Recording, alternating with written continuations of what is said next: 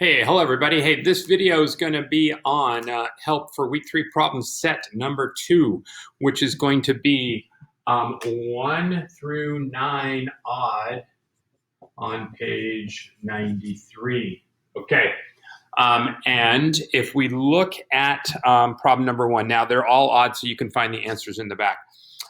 But number 1 is essentially just like the end of the problem set 1 on week 3. You basically have those same sort of vectors that you did, for example, in 57 and 25, and you are just going to get those distances by taking, distance is equal to velocity times time. Distance is equal to velocity times time. So you're just going to have to work out what those new vectors are for position, and then you will have, something like this and this and this and whatever it might be, and then you can calculate the total displacement. And these are not accurate. These are not accurate for that problem, but if you have this to here, okay, that's going to be your overall displacement, right? So remember, these have to be adjusted by going velocity times time, okay, at whatever their angle's in, and then where you get the end, that's the difference between the end. And remember, this is going to be 0, 0, okay? And you're going to go I and J, and then you can take the total displacement divided by time to get the velocity. And then when you get the speed, remember the speed is you have to add up the total distance that you go. So it's not that straight line like it is for displacement. You've got to add up all those distances, and then you can divide that. So that's not too bad. You just have to work it out. Problem number 3. Now, problem number 3, okay, is just a simple trig problem, although it might be a little confusing to saying what the heck's going on. All right, so we've got the sun up here, and we've got a hawk, okay, that is taking a dive at 5 meters per second. Make sure I got this right. And it's going at 60 degrees below the horizontal, okay? So you have 60 degrees below the horizontal, which would make this 30 degrees, or alternate interior angles, that would be 60 degrees. So basically you have the hypotenuse and you have the angles, and you want to know what this is. So you could say, with respect to this angle, which would be a sine, or with respect to this angle, which would be a cosine. All right, and then we have number 5, and I'm going to give you a minute on number 5, and I'm going to go start to finish on number 5. Now, number 7, we are not making that required, because that involves an integral. Okay, and if you've already worked on that, I put it in an update that you were not responsible for that. But your acceleration is equal to 6 radical t. So you might be tempted to just take that acceleration and put it into the 4 kinematic equations.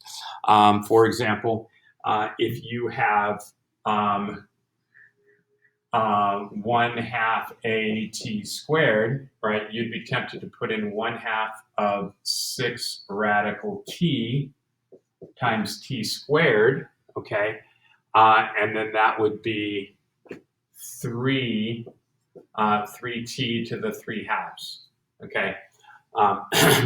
But it's not that. The actual answer is 4t to the 3/2, and the reason for that is that is not constant. So you cannot use those equations that we developed, the 4 kinematic equations, because that is based on a constant acceleration. So what you're going to have to do here is you're going to have to integrate that in the integrate, that is the anti-differentiation.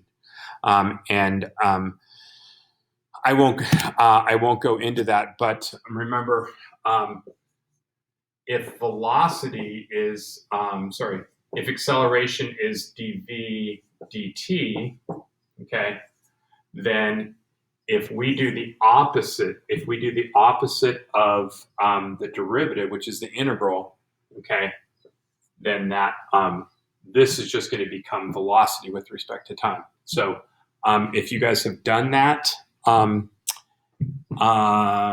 in your calculus class, or had that in a calculus class, then you can see that. I was working in the lab late one night.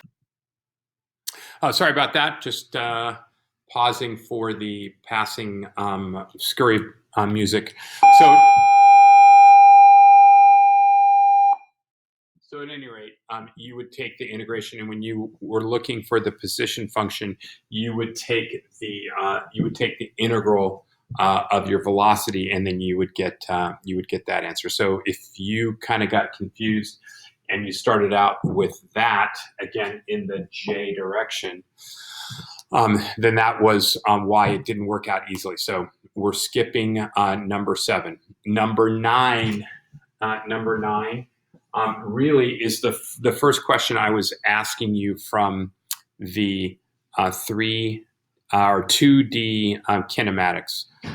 And if you look at week 3, lecture 1, that'll kind of help you on that one. So I am going to go back here to problem number 5, which is mostly confusing just because of the terminology, and we'll kind of break it down and make it easy. All right, so I'm going to get rid of this for now. Ugh.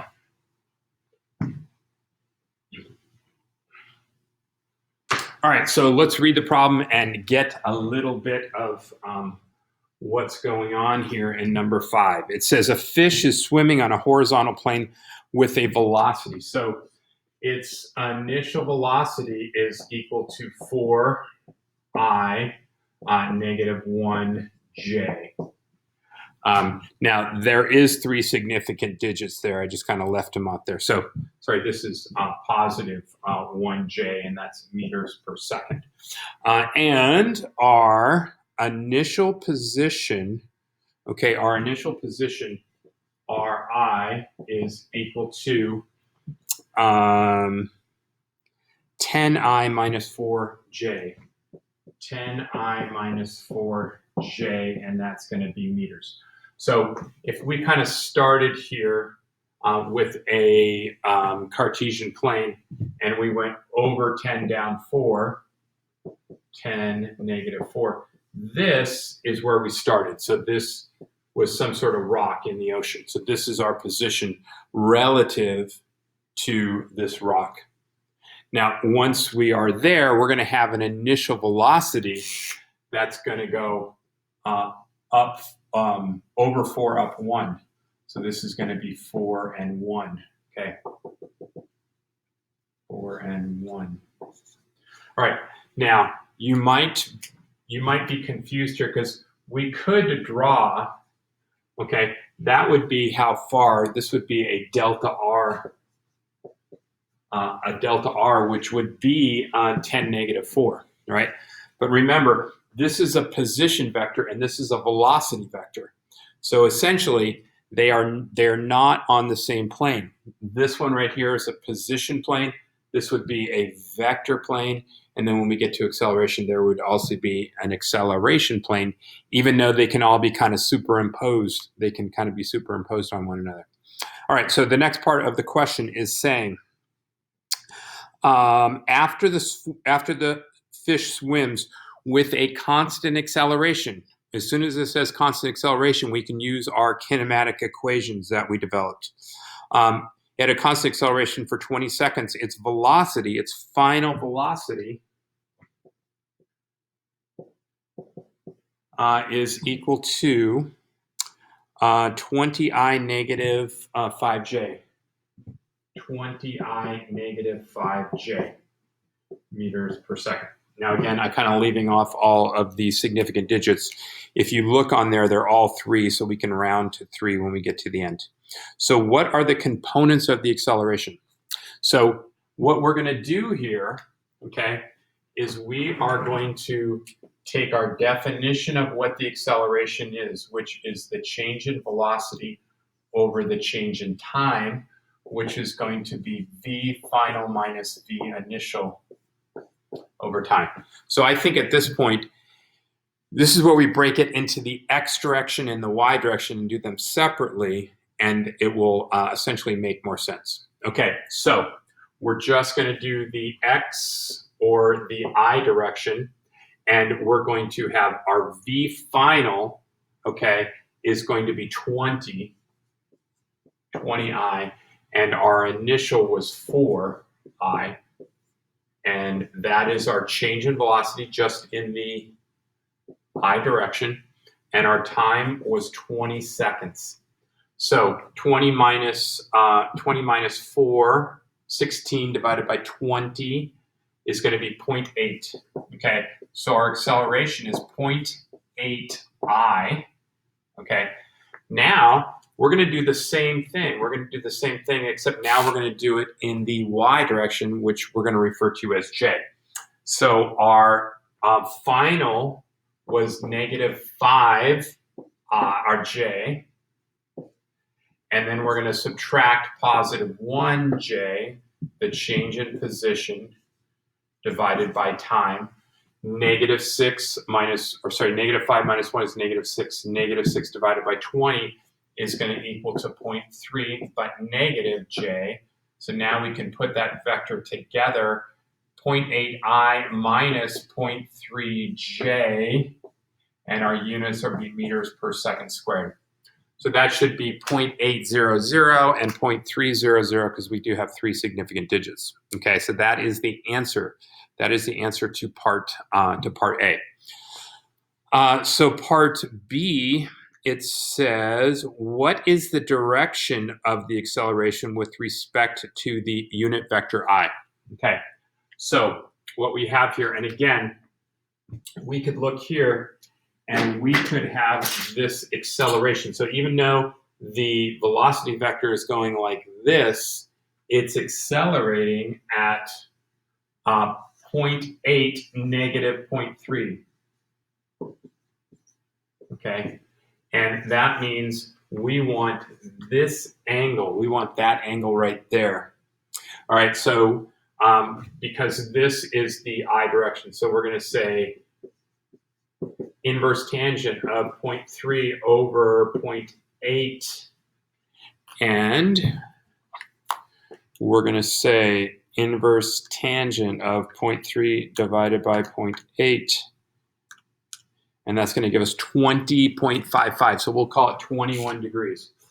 Now, 21 degrees. Now, if you think I forgot the negative, kind of, but we know that that's negative there.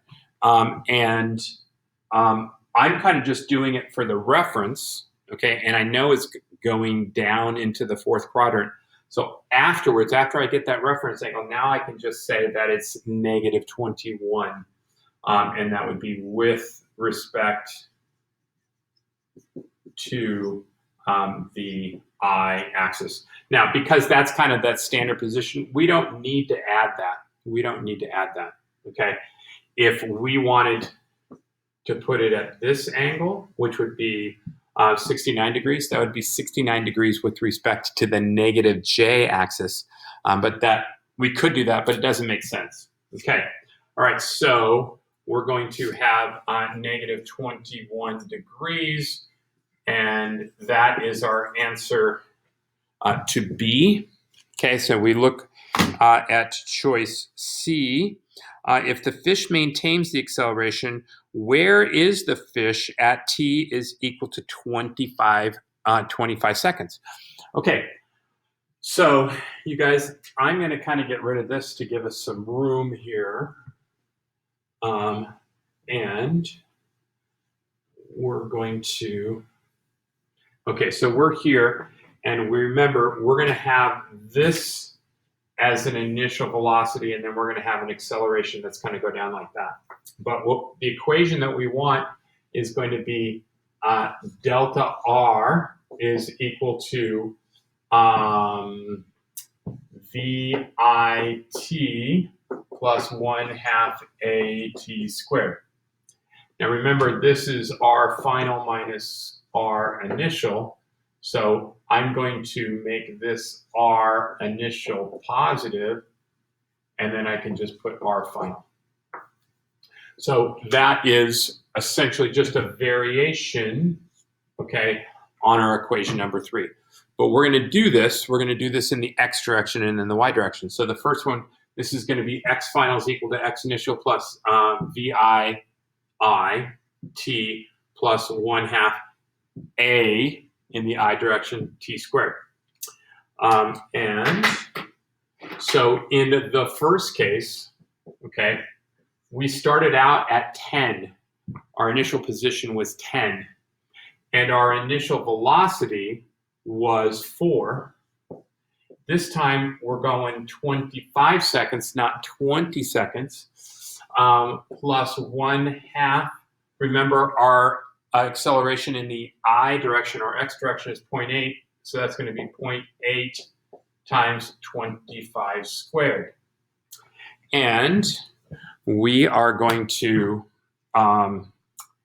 go 25 squared times 0.8 divided by 2, which is 250. So we have 250 here. 4 times 25 is 100 plus 10. And we all add all that together, and we're going to 360i. 360i. Now we are going to do it in the j direction. So I'm just going to come up here, and I'm just going to replace these with our j's. Okay, so our initial position, remember, was -4, and our initial velocity was 1 times 25 seconds plus 1/2 times -0.3, -0.3 times 25 squared. And now we can do the math. So we're going to say 25 squared times -0.3 divided by 2. And that's going to be -93.75. And that's going to be plus 25 and minus 4. So plus 25 minus 4. And that's going to give us an answer of -72.75. Now remember, even though I didn't write them here in the problem, we have 3 significant digits. So that 5 is going to make that go to an 8. Okay, so our answer for C, our final position. Now remember, that's with respect to here, because we put in our initial position. So this is our final and not our delta. And that would be 360i minus 72.8 j. And this last part says in which direction are we moving? Now this one is actually trickier. This last part is trickier than it thinks, because it seems like we could just draw and go 360 and minus 72 and get this angle right there. But just because you are at a particular position doesn't mean you are moving in that direction. So we need to find out the velocity at 25 seconds and then look at the angle that the velocity is going, because that's the direction you're headed. All right, so we're going to say velocity final is equal to velocity initial plus AT. Okay, and we're going to do this both in the x direction and the y direction. So our initial velocity was going to be 4, okay, plus our acceleration is 0.8 times 25, okay? So 0.8 times 25 is going to be 20, okay? So this is going to equal to 20 meters per second. And now we're going to do the same thing for our final velocity and our j. Our initial velocity was 1 minus 0.3 times 25.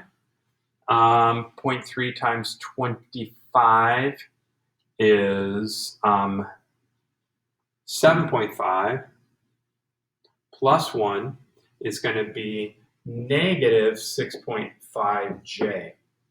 Now, if we write a reference sort of picture, so we're going to go 20 and down 6.5. There is our reference angle, okay? So to calculate this angle right here, so it is with respect to the positive I axis, we're going to say inverse tangent of 6.5 over 20. And we're going to say inverse tangent of 6.5 divided by 20. And we're going to get 18 degrees. All right, this should have been 24, right? Sorry about that. 24. This becomes, let's try that. Take 2. Inverse tangent of 6.5 divided by 24 is going to give us 15 degrees. So we're going to get 15 degrees. Now that's below the I, so we can just say negative 15 degrees, okay? And that is going to be all of our answers. All right. I hope that was helpful, and we will see you the next time.